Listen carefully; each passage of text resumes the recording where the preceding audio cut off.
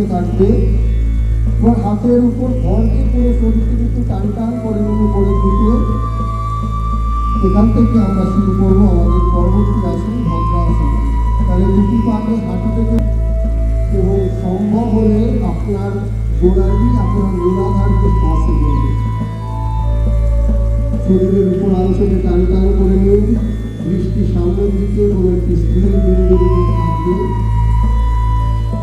এই ভদ্রাসন মনকে স্থির করতে অত্যন্ত সাহায্য করে এবং হাঁটুর ব্যথা থেকে উপশম দিতেও সাহায্য করে।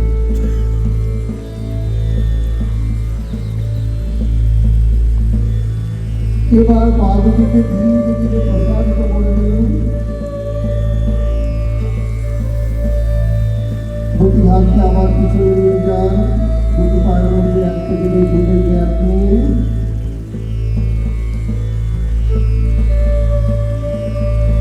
এরপর আমরা যে আসনটি করবো সেই আসনে মনে নিয়ে ডান নিতম্বের পাশে রাখুন।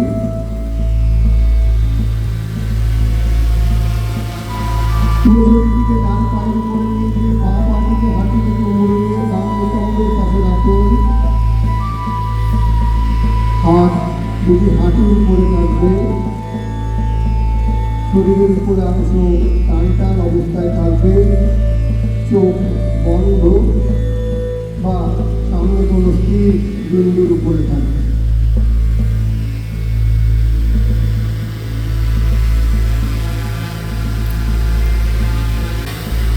শ্বাস ছাড়তে ছাড়তে মাথাটিকে ধীরে ধীরে পিছনের দিকে নিয়ে যান।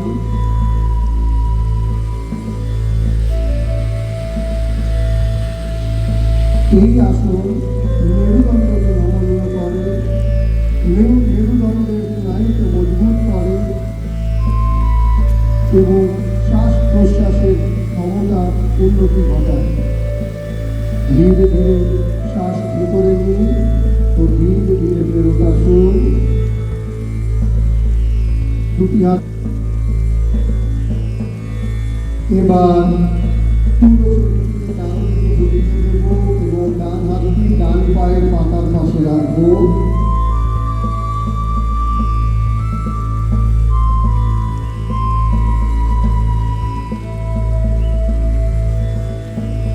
যদি কারোর ফ্ল্যাট ফুটের সমস্যা থাকে এই আসন তাকে সাহায্য করে এবং এই আসন মেরুদণ্ডকে নমনীয় করতে সাহায্য করে। ধীরে ধীরে ফেরত আসুন। এবার আমরা এই আসনটি বাম দিকে পাশে রাখুন। ডান হাত উপরের দিকে থাকবে, ঠোঁটে দাঁড়ান। এতক্ষণ আমরা যে আসন পরস্পরের সাথে যুক্ত করুন এবং হাতের কবজি বাইরে দিকে ধরে দিন। ধীরে ধীরে দুটি হাতকে সোজা মাথার উপরে নিয়ে যান। এইবার পায়ের গোড়ালি মাটি থেকে উপরে তুলুন এবং নিজের শরীরকে এই অবস্থায় কিছুক্ষণ রাখুন। এই আসন শরীরকে মজবুত করতে সাহায্য করে, মেরুদণ্ডকে নমনীয় করতে সাহায্য করে এবং শরীরের বা কোমরের পাশে নিয়ে আসে। এরপর আমরা যে আসনটি করব,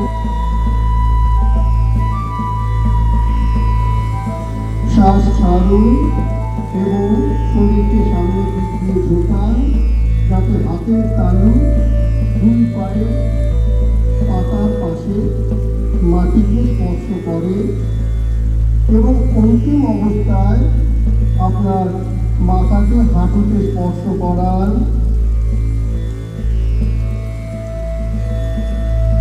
এই আসন মেরুদণ্ডকে নমনীয় করে, হজম শক্তিকে বৃদ্ধি করে এবং কোষ্ঠকাঠিন্য দূর করতে সাহায্য করে। ধীরে ধীরে ফেরত আসুন এবং হাত দুটিকে শরীরের 2 পাশ দিয়ে কোমরের পাশে নিয়ে আসুন। এরপর আমরা যে আসনটি করবো সেই আসনটির নাম হচ্ছে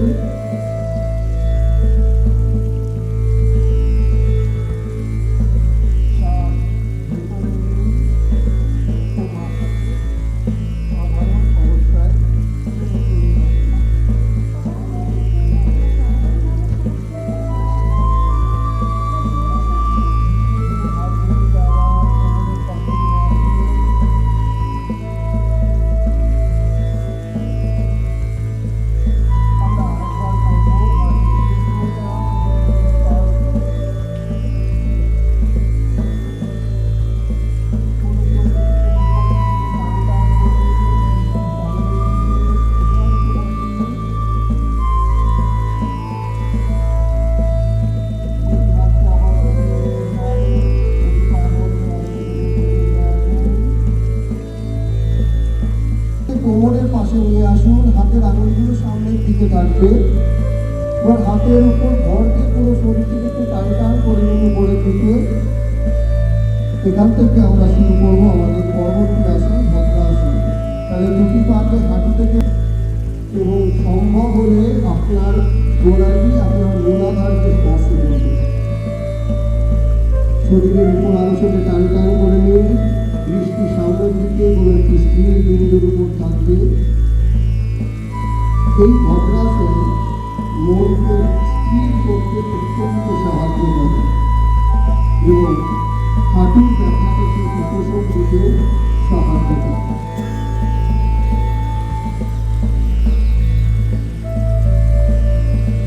এবার পা দুটিকে ধীরে ধীরে প্রসারিত করে নিন।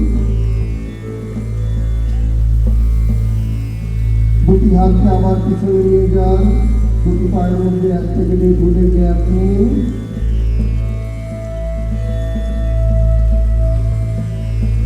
এরপর আমরা যে আসনটি করবো সেই আসনে মুড়ে নিয়ে কান নিতম্বের পাশে রাখুন।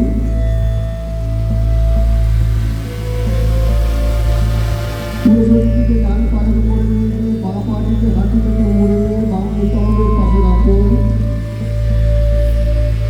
হাত দুটি হাঁটুর উপরে থাকবে।